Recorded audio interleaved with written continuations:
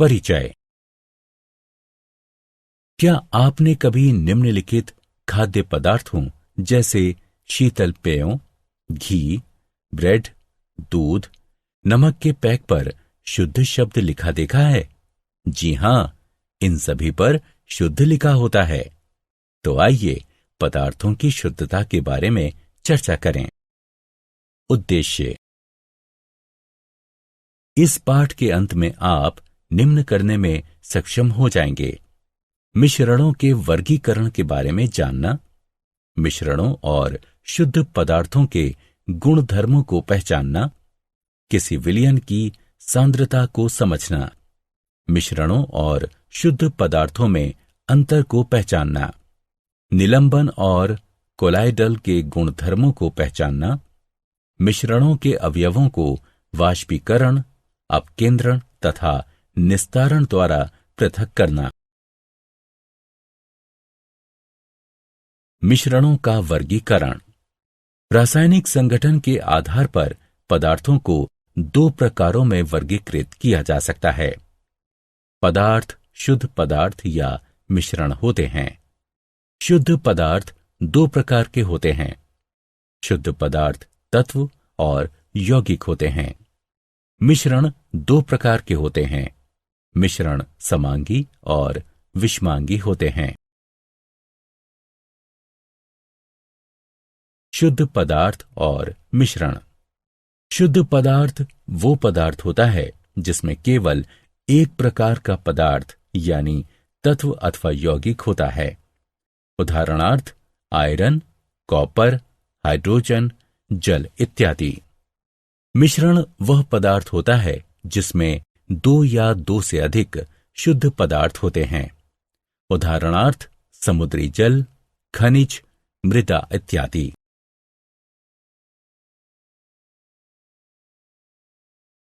शुद्ध पदार्थों एवं मिश्रणों में अंतर।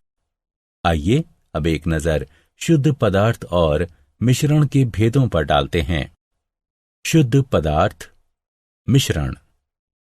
शुद्ध पदार्थ में केवल एक प्रकार का पदार्थ होता है। मिश्रण में दो या दो से अधिक पदार्थ होते हैं। शुद्ध पदार्थों को भौतिक विधियों द्वारा अलग अलग पदार्थों में पृथक नहीं किया जा सकता। मिश्रण को भौतिक विधियों द्वारा इसके अवयवों में पृथक किया जा सकता है। शुद्ध पदार्थों के अपने निश्चित गुणधर्म होते हैं। मिश्रण अपने अवयवों के गुणधर्मों को दर्शाता है।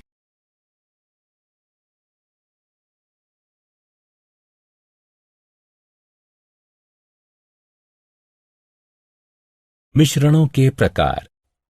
समांगी मिश्रण या एक समान संगठन वाला मिश्रण होता है। इस मिश्रण के कण नग्न आंखों से नहीं देखे जा सकते। उदाहरण शर्करा का जलीय मिश्रण, नमक का जलीय मिश्रण, कॉपर सल्फेट का जलीय मिश्रण। विषमांगी मिश्रण यह असमान संगठन वाला मिश्रण होता है। इसके कण नग्न आंखों से देखे जा सकते हैं।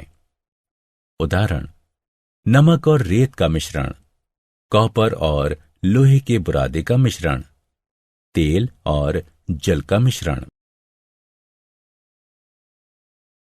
विलयन और इसके गुणधर्म।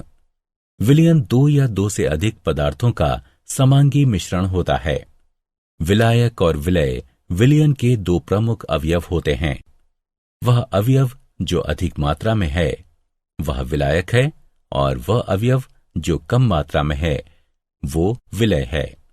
जल में नमक का विलयन, जल में शर्करा का विलयन, जल में आयोडीन यानी टिंचर आयोडीन तथा सोडा वाटर आदि विलयन हैं। कोलाइडल विलयन। कोलाइडल विलयन दो या दो से अधिक पदार्थों का विषमांगी मिश्रण होता है।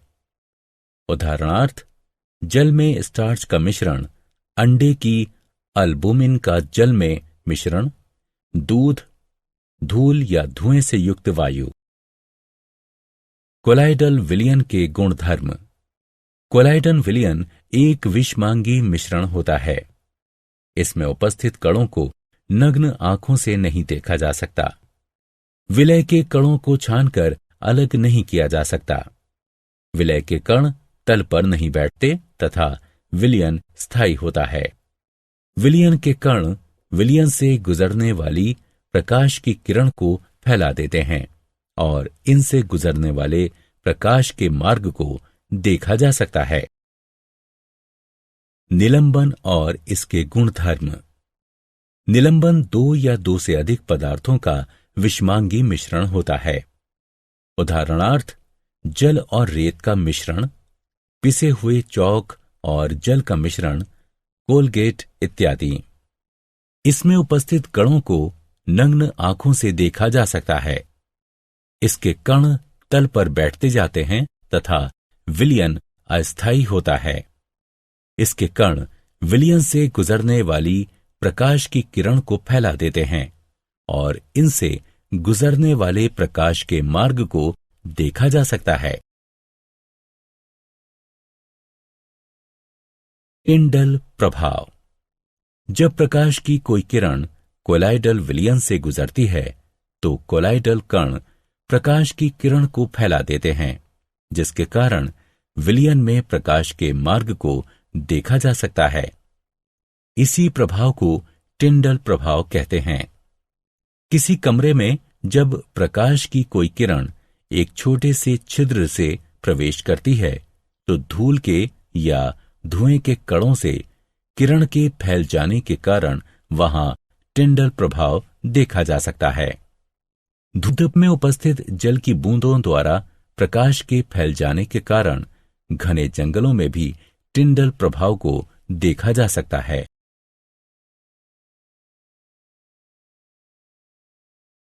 विलयन की सांद्रता। किसी विलयन की सांद्रता विलय की वह मात्रा है जो विलयन या विलायक की दी गई मात्रा में उपस्थित होता है। किसी विलयन की सांद्रता विलय का वो द्रव्यमान है जो विलयन या विलायक के दिए गए द्रव्यमान में उपस्थित होता है। विलयन की सांद्रता उस विलयन के दिए गए आयतन में उपस्थित विलय के द्रव्यमान के रूप में भी दर्शाई जा सकती है। मिश्रण के अवयवों का पृथक्करण। विषमांगी मिश्रणों के अवयवों को निम्न विधियों द्वारा पृथक किया जा सकता है: वाष्पीकरण, अपकेंद्रण, निस्तारण, पृथक्करण कीप की सहायता से ऊर्ध्वपातन, क्रोमेटोग्राफी, आसवन और प्रभाजी आसवन।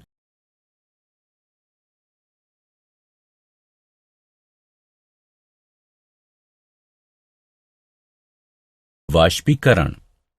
यह विधि वाष्पीकृत हो सकने वाले अवयव यानी विलायक को वाष्पीकृत न हो सकने वाले अवयव यानी विलय से पृथक करने के लिए अपनाई जाती है।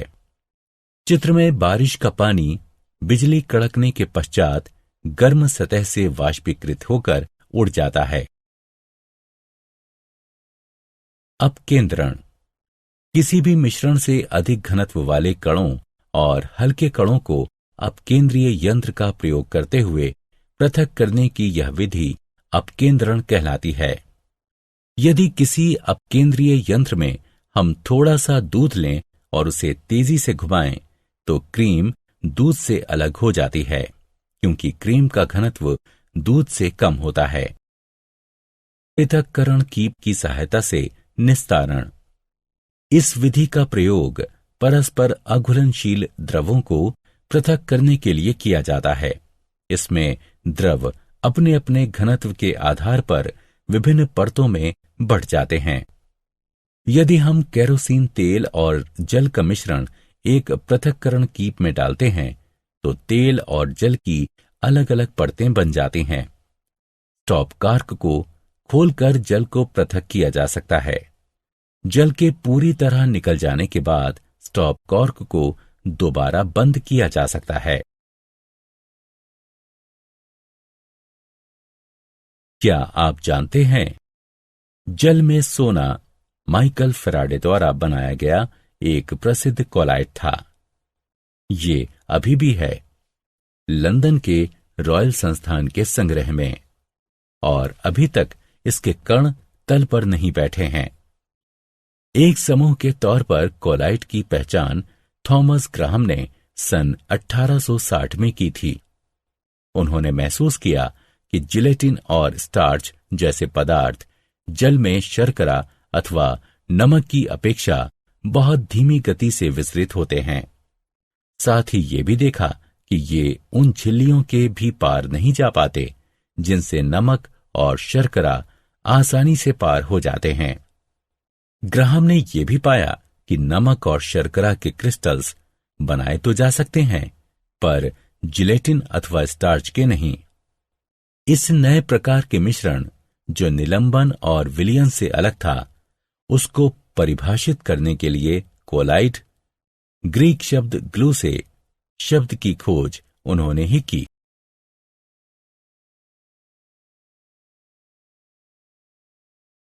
सारांश। आइए हमने जो कुछ सीखा है उसे संक्षेप में दोहराएं। एक मिश्रण में एक से अधिक पदार्थ, तत्व अथवा यौगिक अनिश्चित अनुपात में होते हैं। विलयन दो या दो से अधिक पदार्थों का समांगी मिश्रण होता है। वे पदार्थ निलंबन बनाते हैं जो किसी विलायक में अघुलनशील होते हैं तथा जिनके कण नग्न आंखों से देखे जा सकते हैं। निलंबन एक विषमांगी मिश्रण होता है।